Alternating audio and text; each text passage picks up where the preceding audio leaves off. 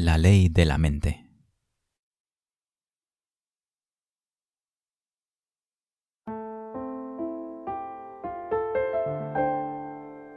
Existe la ley de la gravedad, así como varias otras leyes físicas cuyo funcionamiento no comprendo.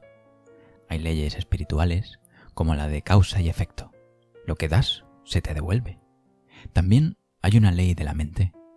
No sé cómo funciona, del mismo modo que tampoco sé cómo funciona la electricidad. Solo sé que cuando acciono el interruptor, se enciende la luz. Yo creo que cuando tenemos una idea o cuando pronunciamos una palabra o una frase, de alguna manera salen de nosotros convertidas en una ley de la mente y nos vienen de vuelta convertidas en experiencias. Ahora estamos comenzando a aprender la correlación entre lo mental y lo físico. Estamos comenzando a entender cómo funciona la mente y que nuestros pensamientos son creativos. Los pensamientos pasan con mucha rapidez por nuestra mente, por lo cual es sumamente difícil darles forma. La boca, por su parte, es más lenta, de modo que si empezamos a dirigir nuestra forma de hablar, escuchando lo que decimos y no dejando que salgan de nuestra boca palabras negativas, podremos ir dando otra forma a nuestros pensamientos. La palabra hablada tiene un poder enorme, y muchos de nosotros no nos damos realmente cuenta de su importancia. Consideremos las palabras como los cimientos de los que creamos continuamente en nuestra vida. Todo el tiempo estamos utilizando palabras. Sin embargo, a veces no pasa de ser un balbuceo, porque en realidad no pensamos lo que decimos ni cómo lo decimos. Prestamos muy poca atención a la elección de nuestras palabras. De hecho, la mayoría de nosotros suele hablar en términos negativos.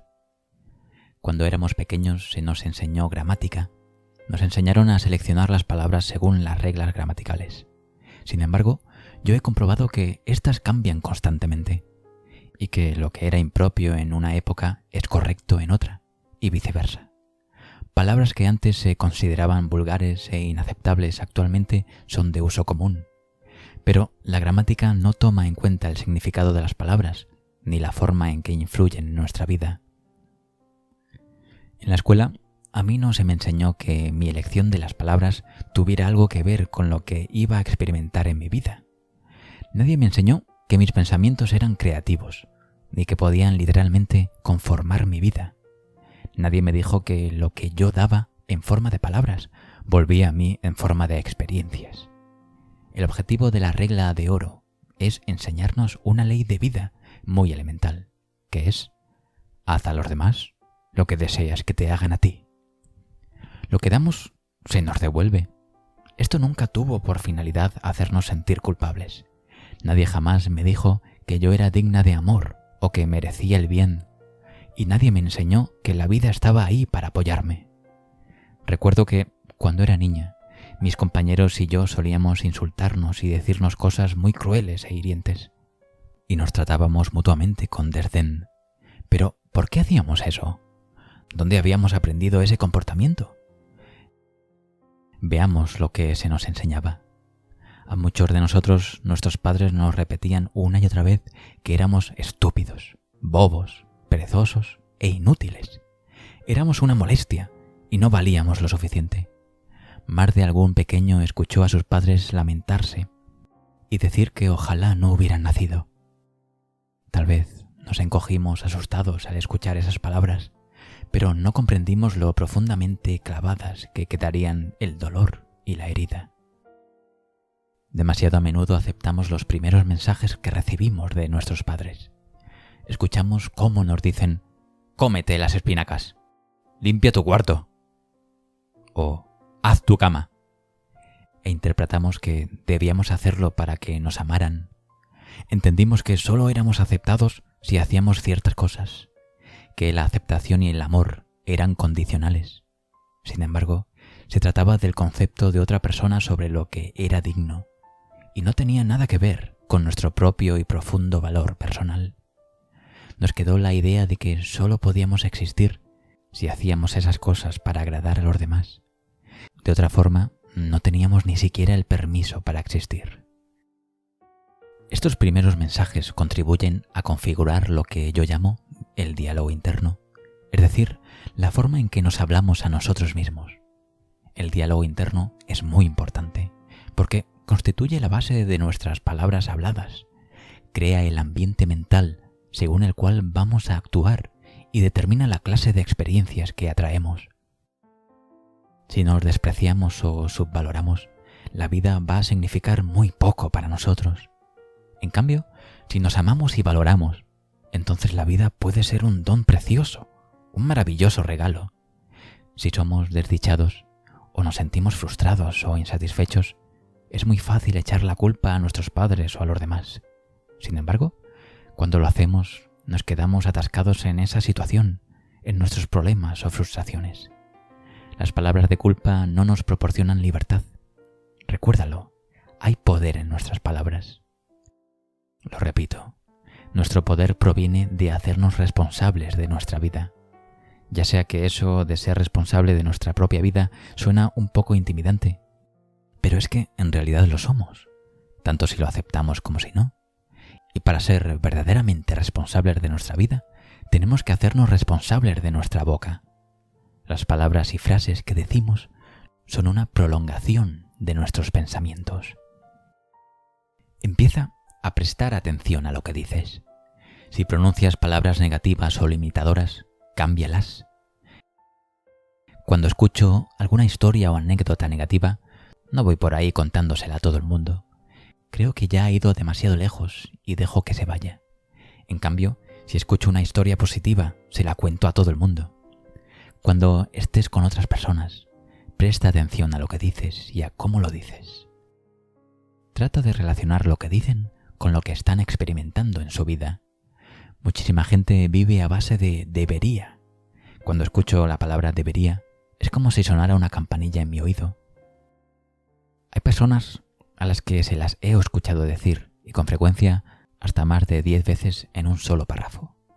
Estas mismas personas no se explican por qué su vida es tan rígida, ni por qué no logran cambiar su situación. Desean controlar cosas que no pueden controlar. Entonces, o bien se culpan a sí mismas o culpan a otras personas. Y después se preguntan por qué no llevan una vida de libertad. También podemos eliminar la expresión tengo que de nuestro vocabulario y de nuestro pensamiento. Cuando lo hagamos, liberaremos todas las presiones que nos autoimponemos. Nos creamos enormes presiones cuando decimos tengo que ir a trabajar, tengo que hacer esto, tengo que esto otro. En su lugar, comencemos a decir elijo ir a trabajar porque me da dinero para pagar el alquiler. Elijo da una perspectiva totalmente diferente a nuestra vida. Todo lo que hacemos entonces es por elección, incluso aunque no lo parezca. Muchas personas usamos también la palabra pero. Hacemos una afirmación y luego añadimos pero, lo cual nos orienta en dos direcciones diferentes. Nos enviamos mensajes contradictorios. La próxima vez que hables, presta atención al uso que haces de la palabra pero. Otra expresión a la que tenemos que prestar atención es no olvides. Estamos habituados a decir no olvides esto o aquello. ¿Y qué pasa? Que lo olvidamos. Lo que de verdad necesitamos es recordar, no olvidar. De modo que podemos comenzar a emplear la expresión por favor, recuerda, en lugar de no olvides. Cuando te despiertas por la mañana, ¿maldices el hecho de tener que ir a trabajar? ¿Te quejas del tiempo? ¿Te quejas de que te duele la cabeza o la espalda? ¿Qué es lo que piensas o dices en segundo y tercer lugar? ¿Les chillas a tus hijos para que se levanten? La mayoría de las personas dicen más o menos las mismas cosas cada mañana. ¿Cómo hace que empiece tu día lo que dices? ¿Es un comienzo positivo, alegre y maravilloso? ¿O es malhumorado y crítico? Si te lamentas, gruñes y maldices, esas son las bases que sentarás para ese día. ¿Cuáles son tus últimos pensamientos antes de dormirte? ¿Son potentes pensamientos curativos o son de inquietud por tu pobreza? Los pensamientos de pobreza no solo se refieren a la escasez de dinero, son formas negativas de ver cualquier aspecto de tu vida, cualquier cosa que no fluye libremente en tu vida. ¿Te preocupa el mañana? Yo suelo leer algo positivo antes de dormirme. Soy consciente de que mientras duermo hago muchísima limpieza que me prepara para el siguiente día. Me resulta muy útil traspasar a mis sueños los problemas o interrogantes que tenga. Sé que mis sueños me ayudarán a resolver cualquier cosa que suceda en mi vida. Yo soy la única persona que puede pensar en mi mente, así como tú eres la única persona que puede pensar en la tuya. Nadie nos puede obligar a pensar de forma diferente. Nosotros escogemos nuestros pensamientos, que constituyen la base de nuestro diálogo interno. A medida que iba comprobando cómo funciona cada vez más en mi vida este proceso, vivía más de acuerdo con lo que enseñaba a los demás, dice Louis Hay. Vigilaba de verdad mis palabras y pensamientos y a cada momento me perdonaba por no ser perfecta. En lugar de luchar por ser una persona excelente que fuera aceptada a los ojos de los demás, me di permiso para ser yo misma. Cuando por vez primera comencé a confiar en la vida y a considerarla como un lugar acogedor, me sentí más ligera. Mi humor se hizo menos mordaz y más auténticamente divertido. Trabajé para liberar toda crítica y todo juicio de mí misma y de los demás. Dejé de contar historias catastróficas. ¿Somos tan rápidos para propagar las malas noticias? Es francamente increíble. Dejé de leer los periódicos y renuncié al telediario de la noche, porque toda la información que daban se referían a desastres y violencia y contenía muy pocas buenas noticias. Me di cuenta de que la mayoría de la gente en realidad no desea escuchar buenas noticias. Les encanta escuchar malas noticias para tener algo de qué quejarse. Somos demasiadas las personas que contamos una y otra vez las mismas historias negativas, hasta convencernos de que solo existe el mal en el mundo. Durante un tiempo hubo una emisora de radio que se dedicó a dar solamente noticias buenas. Pues adivina, esta quebró. Cuando enfermé de cáncer, decidí abandonar todo chismorreo. Con gran sorpresa por mi parte, descubrí que ya no tenía nada que decirle a nadie. Me di cuenta de que cada vez que me encontraba con algún amigo, inmediatamente me ponía a comentar con él el último chisme o trapo sucio. Finalmente descubrí que había otras formas de conversar, aunque este no fue un hábito fácil de romper. De todas maneras, si yo murmuraba acerca de otras personas, lo más probable era que éstas hicieran lo mismo conmigo, pues lo que damos lo recibimos de vuelta. Comencé a tratar con más y más personas y a escuchar lo que decían. Empecé a prestar atención a las palabras, no solo al tema general. Después de 10 minutos con un nuevo cliente, generalmente sabía con exactitud la causa de su problema, porque escuchaba las palabras que utilizaba. Era capaz de comprenderlo por su forma de hablar. Sabía que sus palabras contribuían a crear y agravar su problema. Si al hablar empleaba palabras negativas, ¿te imaginas cómo debía ser su diálogo interno? Evidentemente, la programación negativa era la que dominaba los pensamientos de pobreza, como yo los bauticé. Un sencillo ejercicio que te sugiero hacer es colocar un magnetófono junto a tu teléfono y grabar la conversación que tenga lugar cada vez que hagas o recibas una llamada. Cuando lleves varias horas de grabación, escúchala. Escucha lo que has dicho y cómo lo has dicho. Lo más probable es que te sorprendas. Escucharás las palabras que empleas y la inflexión de tu voz. Empezarás a tomar conciencia. Si observas que repites algo 3 o más veces, anótalo, porque se trata de una clave o pauta. Puede que algunas de tus pautas sean alentadoras, pero también puede haber otras muy negativas. A la luz de lo que he dicho hasta aquí, deseo analizar el poder de nuestro subconsciente. Nuestro subconsciente no hace juicios, acepta todo lo que decimos y crea en concordancia con nuestras creencias. Siempre dice sí. Nuestro subconsciente nos ama y nos proporciona lo que nosotros afirmamos. Pero tenemos elección.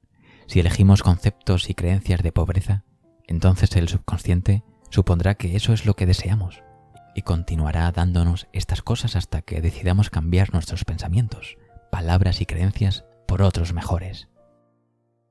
Nunca estamos obstaculizados porque siempre podemos volver a elegir.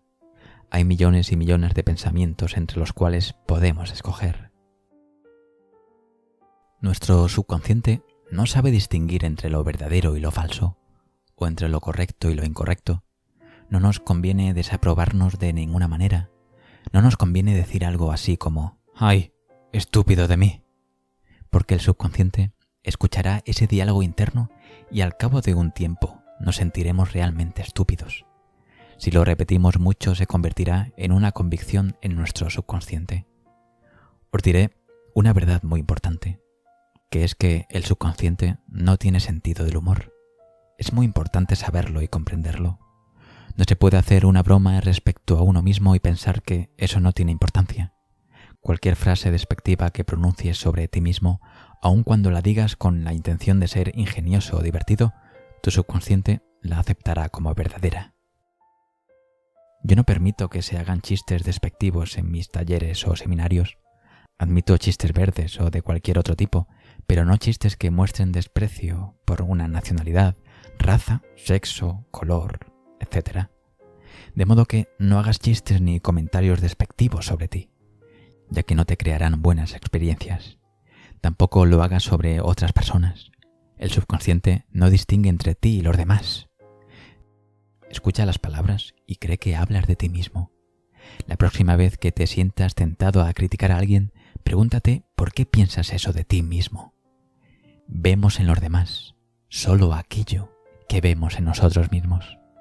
En lugar de criticar a los demás, elógialos y verás cómo dentro de un mes notarás un enorme cambio en ti. Nuestro mundo es en realidad un asunto de enfoque y actitud. Fíjate en la forma en que se expresan las personas solas, desdichadas, pobres, enfermas. ¿Qué palabras emplean? ¿Qué han aceptado como verdad sobre sí mismas? ¿Cómo se describen a sí mismas? ¿Cómo describen su trabajo, sus vidas, sus relaciones? ¿Qué esperan de la vida? Presta atención a sus palabras, pero por favor, no vayas por ahí diciéndoles a personas desconocidas que están arruinando su vida por la forma en que hablan. Tampoco lo hagas con tus familiares y amigos, porque no te lo agradecerán ni valorarán la información. Pero sí usa esta información para iniciar una nueva relación contigo mismo y llévala a la práctica si deseas que tu vida cambie, porque incluso en el más pequeñísimo plano, si cambias tu forma de hablar, también cambiarán tus experiencias.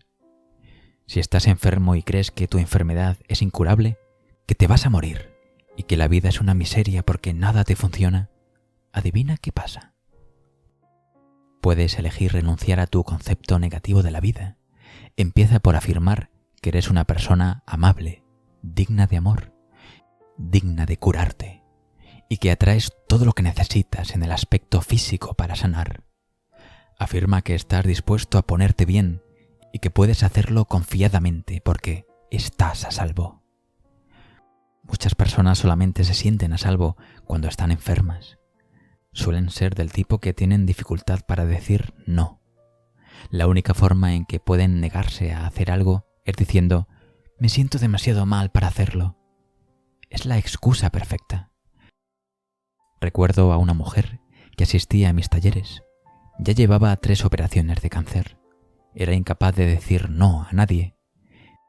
Su padre era médico y ella era una buena hija, de manera que todo lo que papá decía que ella debía hacer, lo hacía. Le resultaba imposible decir no. Le pidieras lo que le pidieras, ella tenía que decir sí. Llevó 4 días lograr que por fin chillara «¡no!» a todo pulmón. Logré que lo hiciera agitando los puños.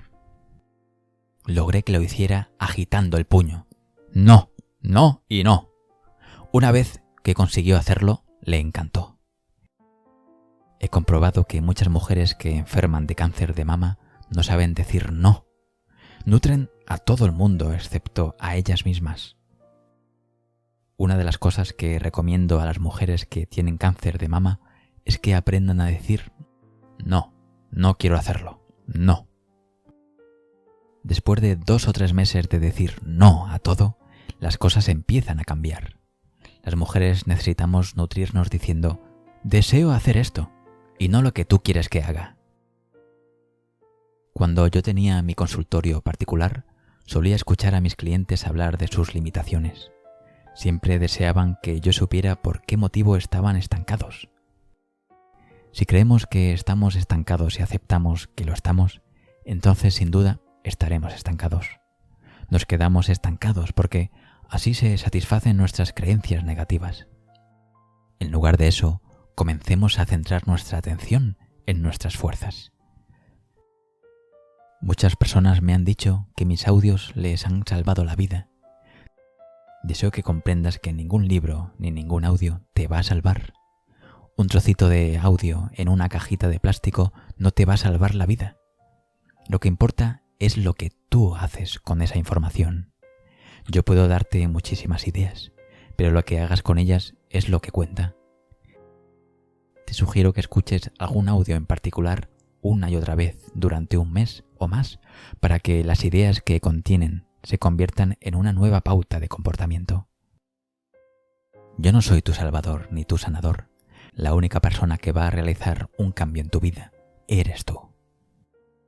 Ahora bien, ¿cuáles son los mensajes que deseas escuchar? Ya sé que lo siguiente lo repito una y otra vez. Amarnos a nosotros mismos es lo más importante que podemos hacer, porque cuando nos amamos no nos hacemos daño ni tampoco se lo hacemos a ninguna otra persona. Esta es la receta para la paz mundial. Si yo no me hago daño y no te hago daño, ¿cómo podemos estar en guerra?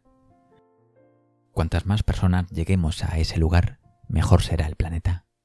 Comencemos a tomar conciencia de lo que sucede escuchando las palabras que decimos, en nuestro diálogo interno y en el diálogo con los demás. Entonces podremos empezar a realizar los cambios que nos ayudarán a curarnos a nosotros mismos y al resto del planeta.